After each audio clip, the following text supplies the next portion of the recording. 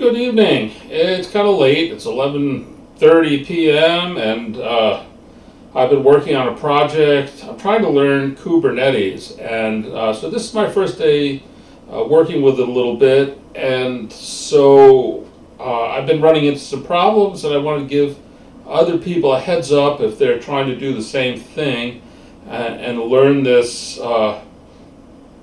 very interesting software. So let's get started. So if we go out to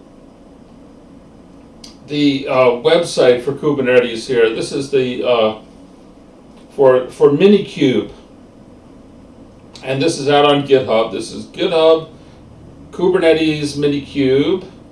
Minicube is the one that if you're just trying to learn this is what you're going to run, because you don't have a big setup like Google with 1,000 servers and so on that you all want to control with one system. You may just have one desktop or two desktops, and so you're going to get started with minicube. And so you can clone the software from here, etc., but I don't think you need to. Let's take a look down here. Under installation, it sends you to this getting started guide. And this getting started guide gives some information here about a curl statement that you need to run and some other stuff.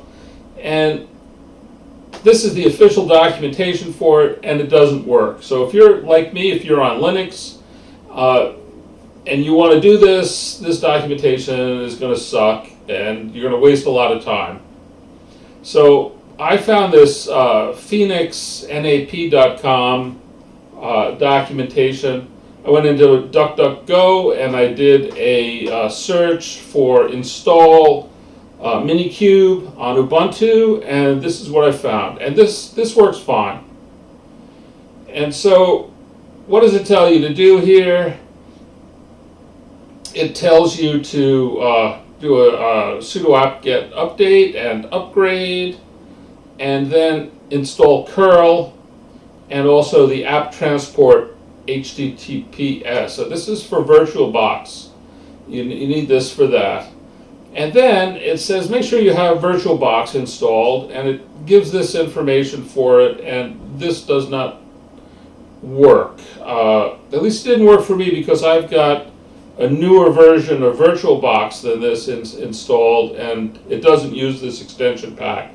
So my advice here is not to run this, but to go to the official documentation for installing VirtualBox and do it there. Or in my case, since I'm running on Pop! OS, I can go to the Pop! Shop and I can install VirtualBox from there,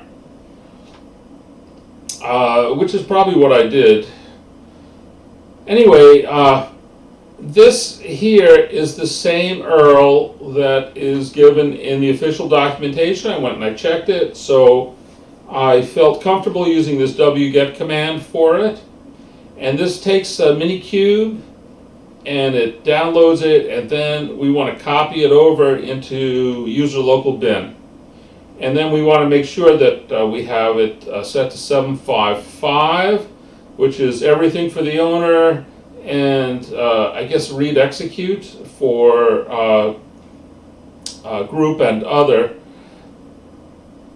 And then it should work. So we can type minicube version, and you should get the information back from it.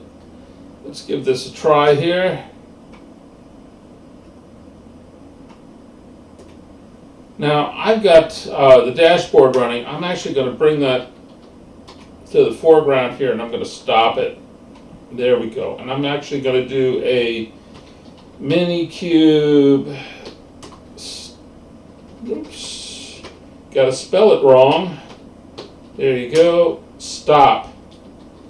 So I'm just going to shut it down here because we're going to go through the process of starting it up here in a little while. But first we need to install this kubectl.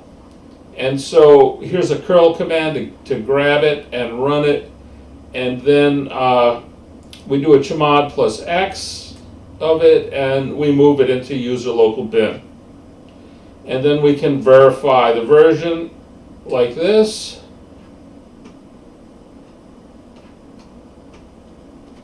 And this was all messed up. There was no installation instruction at all for kubectl, so of course it did not work in the official documentation.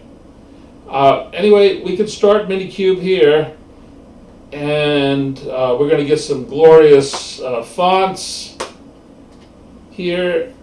All of these nice emoji thingies here. And if you don't get these on your system, it probably means you don't have good fonts installed. And so I use Geek fonts. No, I'm sorry, not Geek fonts, Nerd fonts. So I would recommend to you that you install Nerd fonts so that you can get your terminal to look good. All right, so kubectl is now configured to use minikube, blah, blah, blah. All this stuff came up smelling like roses here. And we can run a bunch of commands here to take a look at what's going on, and so on here. There are a bunch of them. You can run these, cluster information and so on. You can even SSH into the container. So you can run Linux commands from within that. And so what I'm going to do, though, is I'm going to run minikube, and I think it's this dashboard here. And what this is going to do is it's going to open up a web page. It's going to start a service on a port and open a web page for it, so that we can get a nice graphical front end here to Kubernetes, so that we can see all of our different components and settings and so on. And so this is great, but I don't really understand too much of this yet. This is just my first day getting started with this, and so what I'm doing here is I am watching a video here, a tutorial video. It's a 4-hour full course by Tech World with Nana, and she's really great. She's produced a really first-rate course here, and so she also has a really great course on Docker. And if you don't know Docker, you should take the Docker course. It's a 3 or 4 hour course prior to learning Kubernetes, because you need to know those concepts first. And I highly recommend this. It's just terrific. Anyway, I hope that this is helpful to you and it saves you a lot of headaches if you decide to learn Kubernetes. So I thank you for watching, and good night.